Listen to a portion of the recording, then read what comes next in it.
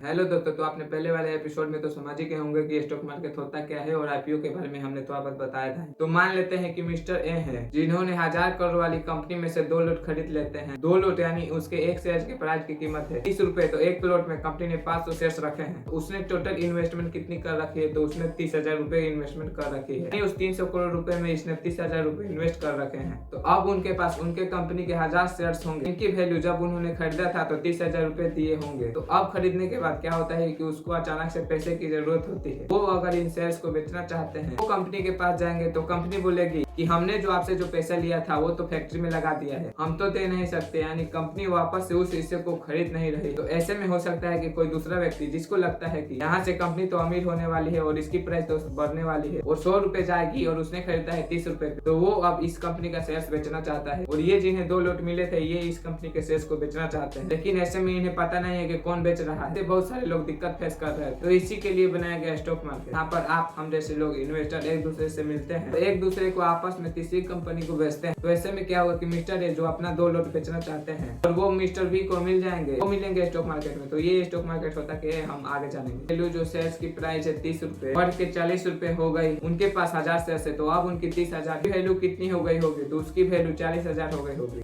ये जो mister B है इसको तो भाई लगता है कि ये जो प्राइस है ये बढ़ के 100 रुपए जाएगी, 40,000 के 1 लाख हो जाएगा। ये मिस्टर ए को 40,000 रुपए देंगे और वो उनसे 1000 शेयर्स वो खरीद लेंगे 40 रुपए के वैल्यू में। तो उन्होंने अपना इन्वेस्टमेंट कितना कर दी है? तो 40,000 की कर दी है। तो कुछ दिनों बाद हो सकता है कि तो इसकी प्राइस 40 रुपए से 60 रुपए हो जाती है। तो मिस्टर बी का जो पैसा है वो 60,000 रुपए हो जाता है और उसको भी अब पैसे की जरूरत पड़ जाती है। अब वो क्या कर सकते हैं? तो वो कोई तीसरा व्यक्ति होगा जिसको लगता होगा कि प्राइस अभी 100 रुपए जाने वाली, तो वो उस शेयर्स को खरीदना चाहता है। तो वो क्या करेगा? वो अपने जो शेयर्स है वो तीसरे व्यक्ति को बेच देंगे। यानी हम स्टॉक मार्केट में एक दूसरे को शेयर्स बेचते हैं। मतलब मिस्टर ए बेचेगा बी को, बी बेचेगा सी को, सी बेचेगा डी को, डी बेचेगा ई को, फिर कोई बेचेगा उसको, वो बेचेगा उसको। यानी स्टॉक मार्केट में आप किसी एबीसी कंपनी के शेयर्स को खरीदना चाहते हैं तो आप उस एबीसी कंपनी के शेयर्स को नहीं खरीद रहे, आप किसी दूसरे व्यक्ति से उस एबीसी कंपनी का शेयर्स खरीदते और बेचते हो। ये बेसिकली सिंपल सी चीज है। इसलिए आपको पता तो चल गया होगा कि स्टॉक मार्केट होता क्या है। यहाँ पर शेयर्स खरीदे बेचे तो जा रहे हैं, यानी ये एक सब्जी बाजार जैसा होता है। यहाँ पर सब्जी खरीदे बेची जाती है, वैसे ही यहाँ पर स्टॉक मार्केट में स्टॉक खरीदे और बेचे जाते हैं। लेकिन सवाल है कि इसको मैनेज कौन करता है? इसके लिए 2 एक्सचेंज बनाए गए हैं, एक है एनएससी, दूसरा है बीएससी। एनएससी बोले तो नेशनल स्टॉक एक्सचेंज, बीएससी बोले तो बॉम्बे स्टॉक एक्सचेंज। ये 2 एक्सचेंज है जहाँ पर बेसिकली शेयर्स खरीदे और बेचे जा सकते हैं। इन्हीं 2 एक्सचेंज को हम स्टॉक मार्केट कहते हैं। इसमें जो सबसे पुराना स्टॉक है वो है बीएससी यानी बॉम्बे स्टॉक एक्सचेंज। एनएससी नया एक्सचेंज है, लेकिन इंडिया का सबसे बड़ा एक्सचेंज एनएससी है। अगर मुझे कोई कंपनी का शेयर्स खरीदना है तो मैं एनएससी में जाऊंगा और बोलूंगा कि कोई व्यक्ति है जो अपना शेयर्स बेचना चाहता है। कोई ना कोई व्यक्ति बोलेगा मैं अपना शेयर्स बेचना चाहता हूँ और मैं बोलूंगा मैं खरीदना चाहता हूँ, और ऐसे ही हम दोनों एनएससी के थ्रू आपस में दोनों डील कर लेते हैं। ऐसे ही हमारे पास दूसरा ऑप्शन बीएससी का भी है। अगर मान लीजिए कि मैं XYZ कंपनी का शेयर्स खरीदना चाहता हूँ तो मैं जाऊंगा बीएससी में और बोलूंगा कि भैया मुझे XYZ कंपनी का शेयर्स खरीदना है जिसको XYZ कंपनी का शेयर्स बेचना है। मान लीजिए मिस्टर बी है जिनको XYZ कंपनी का शेयर्स बेचना है, मैं बोलूंगा मुझे शेयर्स बेच दो, और ऐसे ही बीएससी के थ्रू भी हम अपना डील कर लेते हैं। एनएससी और बीएससी क्या होते हैं ये भी आपको समझ आ गया, लेकिन यहाँ पर एक चीज है जो आपको समझने वाली है। तो देखिए, आप कभी एनएससी से शेयर्स खरीदना चाहते हैं तो शेयर्स तो हम एनएससी और बीएससी से ही खरीद और बेच सकते हैं। तो मेन स्टॉक एक्सचेंज है जहाँ पर हम किसी भी कंपनी का शेयर्स खरीद और बेच सकते हैं। वैसे तो पुराने टाइम पर बहुत सारे स्टॉक एक्सचेंज थे, लेकिन आज के टाइम पर ये दोनों पॉपुलर है। इसलिए आप एनएससी पे जाएंगे तो वो बोलेगा मैं आपको शेयर्स नहीं दूंगा, आप अपने ब्रोकर के थ्रू आइए तो मैं आपको शेयर्स दे दूंगा। ऐसे में तो एनएससी के पास हर कोई जाएगा कहेगा मुझे शेयर्स दे दो। इसके कारण एनएससी और बीएससी ब्रोकर के थ्रू शेयर्स देते हैं। यानी आप एनएससी या बीएससी में डायरेक्टली शेयर्स नहीं खरीद सकते, तो बीच में एक ब्रोकर रखना होता है। ये ब्रोकर आपके बिहाफ में डील करता है। ये हजारों करोड़ों की कंपनी है, आपके लिए शेयर्स खरीदवाने या बेचवाने के लिए काम करती है। ऐसे में आप ग्रो ऐप के बारे में जरूर सुना हो। तो ये जो एक कंपनी है ये ब्रोकर है जिसके मदद से आप शेयर्स खरीद सकते हैं और बेच सकते हैं। और ये जो अकाउंट होता है इसको ही बोलते हैं डीमैट अकाउंट। अगर आपको स्टॉक मार्केट में इन्वेस्टमेंट करना है तो आपको डीमैट अकाउंट खुलवाना होगा। और आशा करता हूँ कि आपको ये एपिसोड 2 समझ आया होगा। इसके आगे एपिसोड 3 में हम समझेंगे कि स्टॉक मार्केट की शुरुआत कैसे हुई थी।